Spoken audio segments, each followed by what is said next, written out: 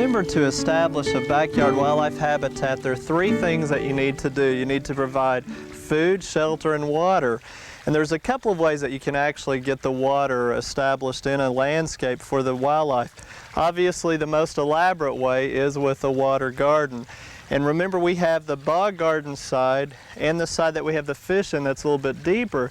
But our problem with our water garden is that we've actually had a little bit too much depth here from the side to the water for the birds to really be able to utilize it. And of course, they can't land right in the water, so we've had to correct it a little bit.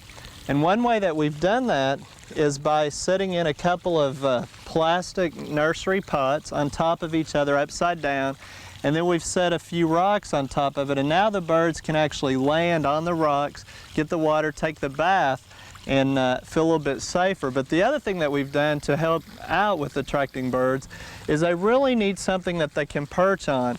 Our big trees here are a little bit too far away, so about 5, 10, 15 feet away, you need to have some kind of a shrub that's a little bit low growing that they can perch in for safety. And that's where we ended up planting our deciduous holly, so that will have berries to attract the birds, but they can perch in it, then come on down for the water. Plus, right over here by our hose where one of our fountains are, or our waterfalls, that's a good rock too for them to use, because the water, they can splash around in that and feel a bit safer, and it's not too deep. Now obviously the other inexpensive way is just to put in a bird bath. We've seen everything from trash can lids put upside down to the very expensive ceramic bird baths. And one thing that you need to remember about a bird bath is it needs to be pretty shallow, about 2 inches or deep or less. And I've just used here for one at my house just a terracotta tray that goes at the bottom of the terracotta pot. And that way it's a little bit heavier, and I set it on a 4-inch by 4-inch post, that cedar post that fits into the landscape, so it's pretty inexpensive. Then I put a rock in the center so the birds can land on the rock, get down into a drink and take a bath if they need to. And again, the water level needs to be 2 inches or less, really. And so that's one thing that you can use that's pretty inexpensive. We also have one similar to this hanging over in one of our established wildlife areas. That's a hanging bird bath with wood frame, and instead of the terracotta, it's actually a plastic tray that looks like the terracotta, so it's a lot lighter, again with the rock in it. And then of course we have one over in our Circle Drive that's a little bit more expensive. And on that one you'll notice that we have a dripper attached to it, and we've been told and studied up finding that the birds actually are more attracted to a dripping notion. So like with our waterfalls over here, that would be one thing to attract the birds.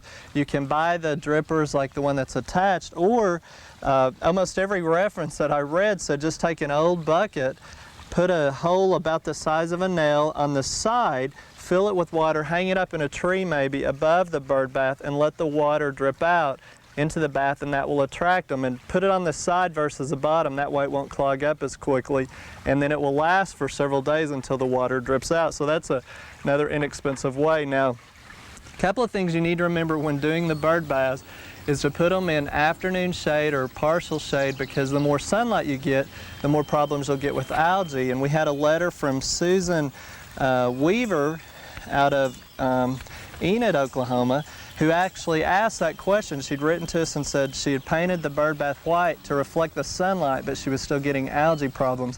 So try to get it in as much shade as you can, close to protection like we talked about. And then she'd also heard that you could put a penny in it. Well, I'm not sure what a penny would do, maybe change the pH or something, but when we talked to our wildlife experts, they said to change the water regularly. That's the key to it, at least every day if it gets too hot, and especially if it's in more sun. So with our windy conditions, they dry out a lot anyway, and putting fresh water should help out. But they said if it really does get to be a big problem, just use some Clorox bleach of some kind, mix up a solution and try to clean it out that way, rinse it out with water again.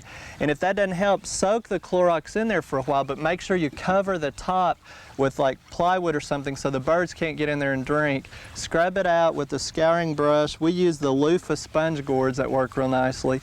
And then just rinse it out several times with fresh water before you put the water in for them to drink. So that's one option, and we want to thank Susan for writing to us.